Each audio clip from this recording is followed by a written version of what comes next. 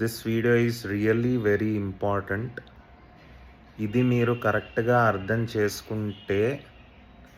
చేసుకొని ఆచరిస్తే మీ యాంగ్జైటీ అనేది 80-90% పోతుంది. నేను చెప్పబోయేది యాంగ్జైటీ గురించి, చాలా ఇంపార్టెంట్.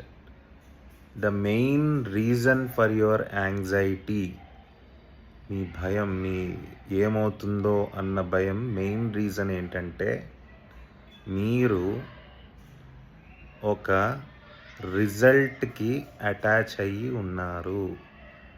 మీ మైండ్లో ఒక అవుట్కమ్కి చాలా అటాచ్మెంట్ అయిపోయింది మీ మైండ్లో. అంటే ఒక సిచ్యువేషన్ అలానే జరగాలి అని మీ మైండ్లో దృఢంగా ఫిక్స్ అయిపోయి ఉన్నారు మీరు. అందుకే మీకు anxiety. You are attach to the outcome or the result of a situation.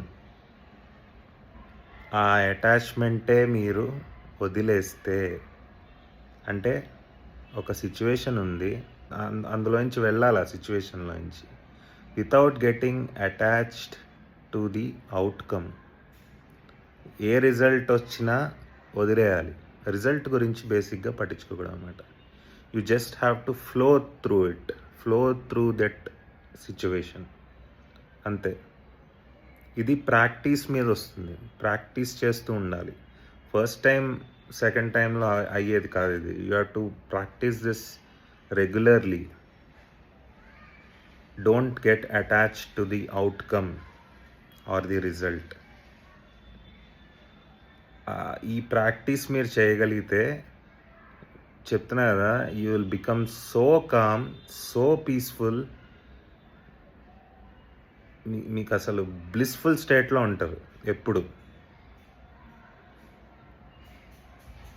Try this, understand this, what I'm saying.